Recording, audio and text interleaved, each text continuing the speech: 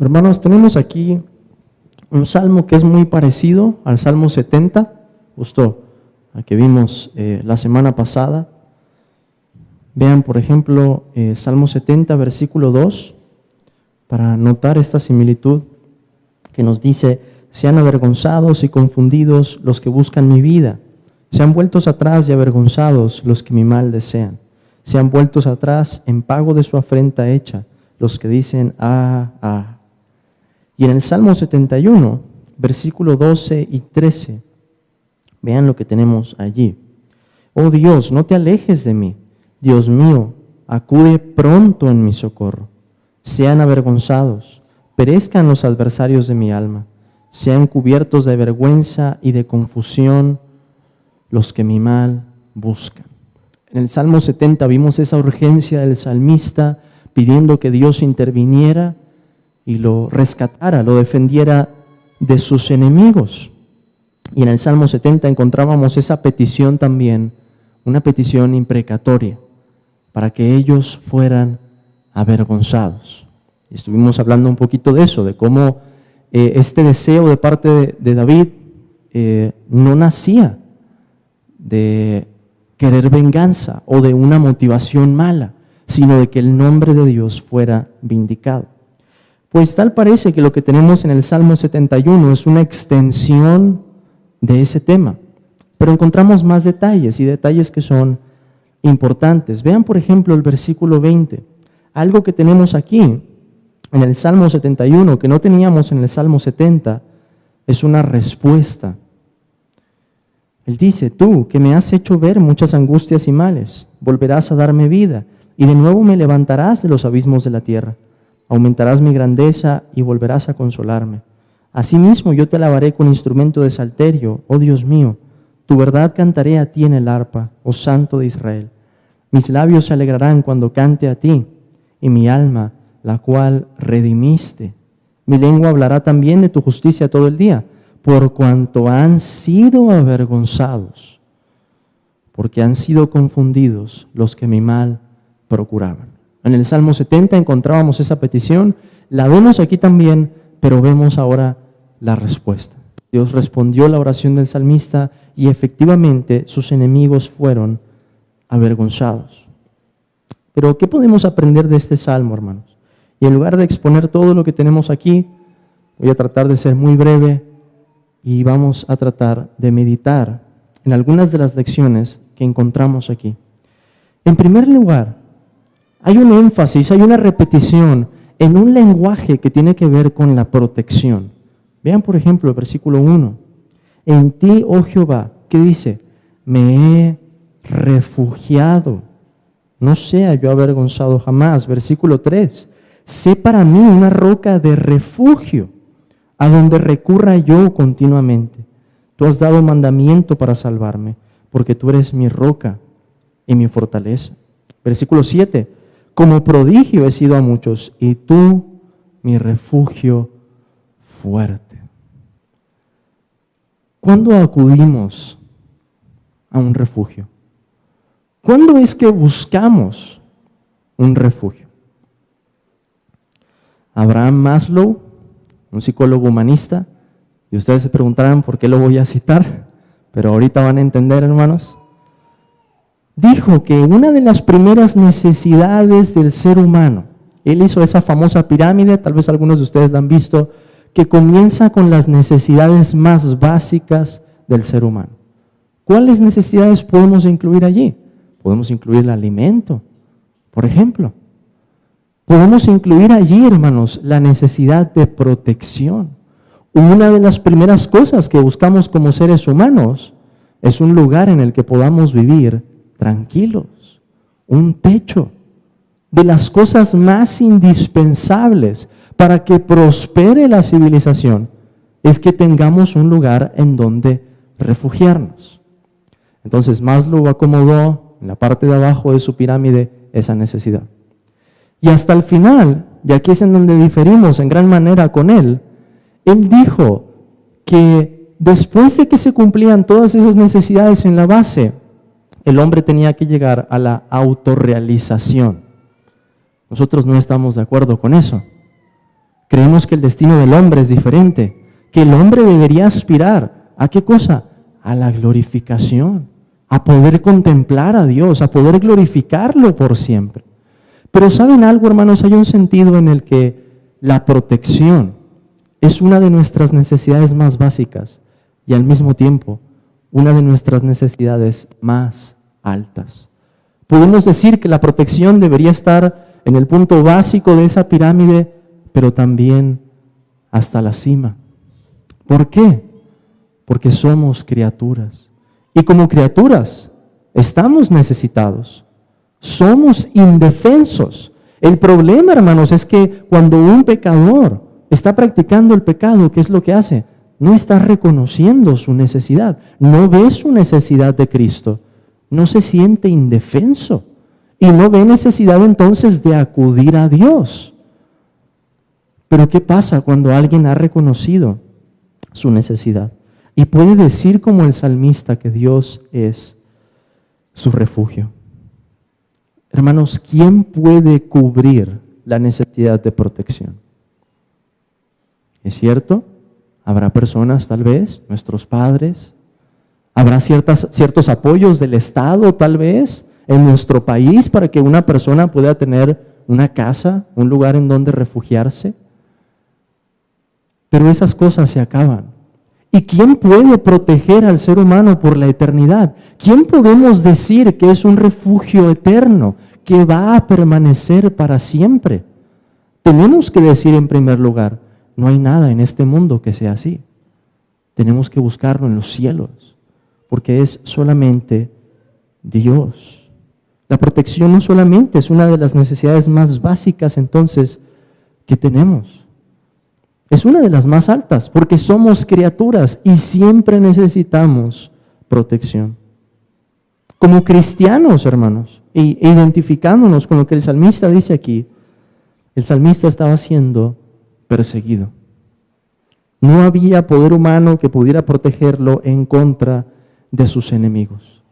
El salmista dice cómo se habían multiplicado, cómo conspiraban contra él, cómo lo acechaban. Y tenemos tantos de esos salmos, hermanos, que nos presentan el patrón, como habíamos visto en el Salmo 70, del siervo sufriente, del rey que está sufriendo por sus enemigos, porque lo están persiguiendo. Eso es lo que encontramos en el Evangelio. El rey estaba siendo perseguido y halla su refugio en el Padre.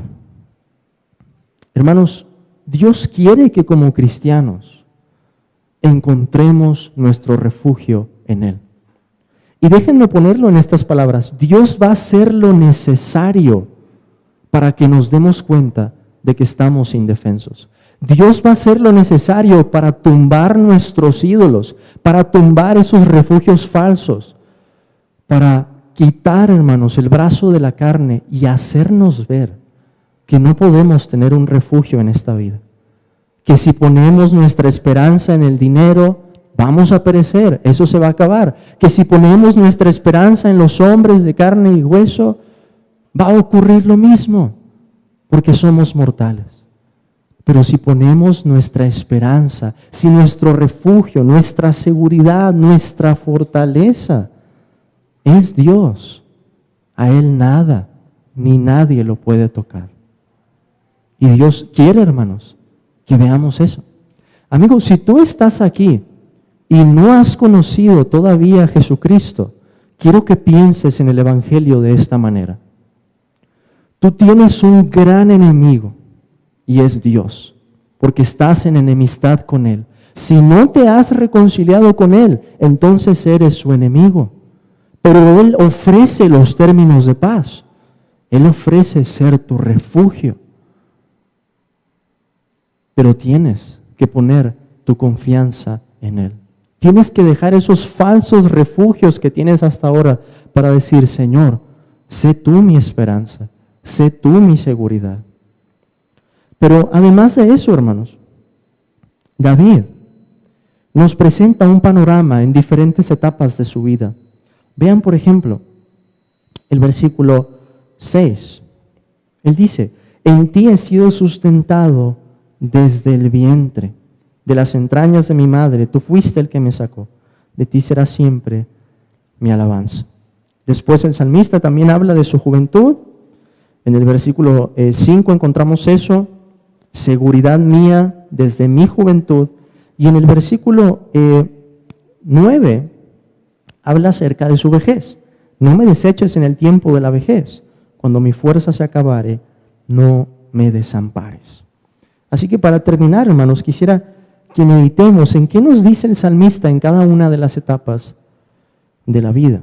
En primer lugar, el salmista comienza en el vientre, en el lugar en donde comienza nuestra vida, aunque nosotros no estemos conscientes, al menos para recordar lo que pasó en ese momento. Pero allí comenzó nuestra vida, hermanos, y fuimos preservados conforme al decreto y la providencia de Dios desde que estábamos en el vientre de nuestra madre. Tal vez algunos tuvieron un nacimiento tranquilo, tal vez algunos tuvieron un nacimiento traumático, pero todos estamos aquí, podemos decir eso, hemos sido sustentados desde el vientre. Con esto, hermanos, reconocemos que la vida es un milagro. No estoy diciendo que haya causas sobrenaturales en un nacimiento, pero lo que estoy diciendo, hermanos, es que debería impresionarnos la manera en que un ser humano es concebido, engendrado en un vientre y después sale para ver la luz, para ver este mundo. Y podemos decir que no solamente su cuerpo es creado, sabemos por la Escritura que Dios pone también un alma. La vida es algo precioso y comienza de esa manera, siendo sostenida por Dios. Dios sigue llenando este mundo de su gracia común. Y vemos muchos nacimientos. Hermanos, ¿no es una misericordia el mero hecho de haber nacido? Sí, si pensamos que hay muchas personas que no se desarrollan en el vientre, que mueren, o tristemente en nuestro país también, niños que están siendo asesinados por el aborto. Tenemos que decir, la vida es una misericordia. Es un milagro que podemos estar aquí. Dios es el que preserva la vida en el vientre. Y cualquier acto entonces en contra de esta es pecado. Es pecado. Pero David no solo habla del vientre, y nosotros bien podríamos decir como cristianos, hermanos, que en un sentido, como el apóstol Pablo, que Dios nos apartó desde el vientre de nuestra madre.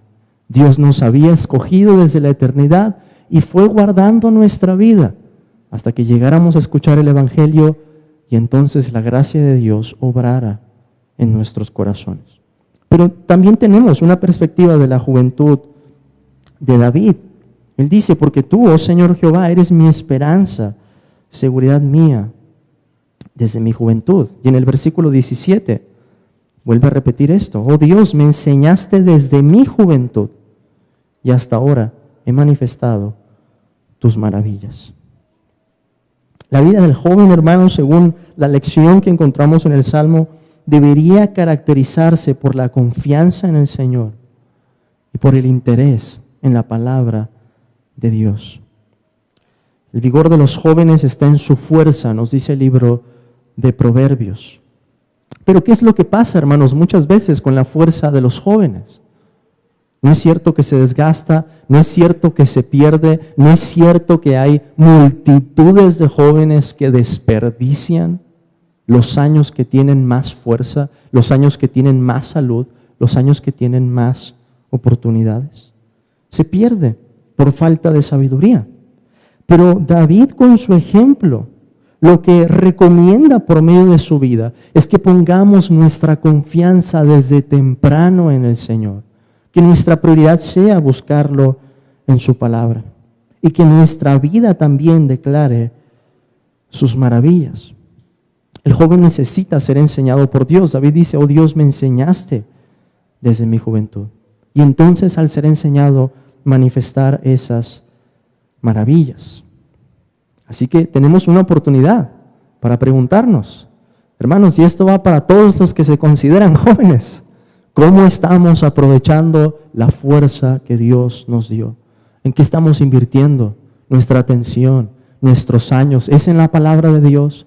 ¿Es en confesarlo? ¿Es en decirle a este mundo, miren el gran y hermoso Dios que estamos adorando?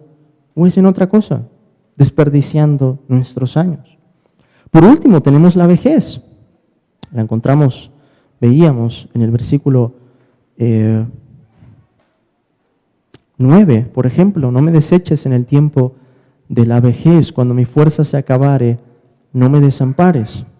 Y también la vemos en el versículo 18, aún en la vejez y las canas, oh Dios, no me desampares, hasta que anuncie tu poder a la posteridad y tu potencia a todos los que han de venir. ¿Qué pasa en la vejez? Normalmente es un tiempo de temores, de incertidumbre, de cambios. Los hijos se van del hogar, las fuerzas comienzan a disminuir, surge un diagnóstico nuevo y uno le pregunta al doctor, doctor, ¿qué tengo? Señor, señora, usted tiene muchos años. Ese es el problema y no podemos hacer nada por eso. Pero para el cristiano, el tiempo de la vejez debería ser un tiempo para seguir siendo probado y crecer. La Escritura tiene una perspectiva muy distinta de la vejez.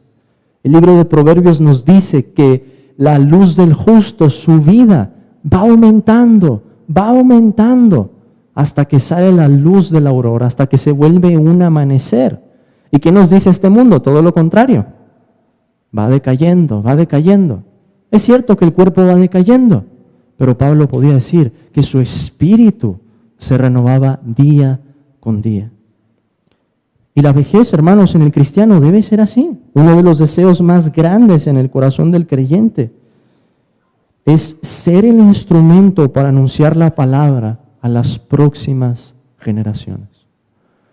Una de las cargas más grandes de las personas que fueron convertidas en la adultez mayor es: cuánto me hubiera gustado que Dios hubiera alcanzado mi vida cuando era más joven. ¿Cuánto pude haber hecho diferente? ¿A cuántas personas les pude haber anunciado acerca de Cristo? Personas que ya no están en este mundo, que ya partieron. Una de las cargas más grandes entonces, hermanos, y que debe mantener el creyente que es adulto mayor, es transmitir el Evangelio a las próximas generaciones. Ahora, eso se va a ver diferente en cada iglesia. Creo que aquí son pocos los niños. Pero hermanos, ¿no debería ser el deseo de todos los que estamos aquí que nuestras familias estén reunidas aquí? Que los que faltan, tal vez en el caso de muchos de ustedes, sus hijos no son creyentes, sus hijos ya son mayores, tal vez sus hijos escucharon algo del Evangelio, pero aún no son creyentes. ¿No debería ser una de las mayores cargas en nuestro corazón? Señor, que nuestras familias puedan estar completas. Señor, que puedan conocer tu Evangelio, que nosotros podamos ser instrumentos para anunciarles tu palabra. Esto implica mucha responsabilidad. Pero ¿qué podemos decir, hermanos? Manera de conclusión, que la única manera en que podemos vivir, sea desde el vientre de nuestra madre, aunque no estemos conscientes, sea en la juventud o sea en la vejez, es teniendo a Dios como nuestro refugio. Podemos decir que esa es la clave. Si una persona tiene a Dios como su refugio, como lo decía un hermano, el cristiano tiene a dónde acudir. El incrédulo no tiene. El incrédulo no tiene, hermanos, un refugio. No tiene una seguridad, no tiene quien le ayude. A lo mejor en esta vida le hacen favores, a lo mejor puede comprar cosas, pero al final del día no hay un refugio que sea omnipotente como lo es nuestro Dios. Y esa es nuestra confianza, que el mismo que nos sacó del vientre, hermanos, nos sostenga en esta vida para que podamos anunciar sus maravillas. Amén.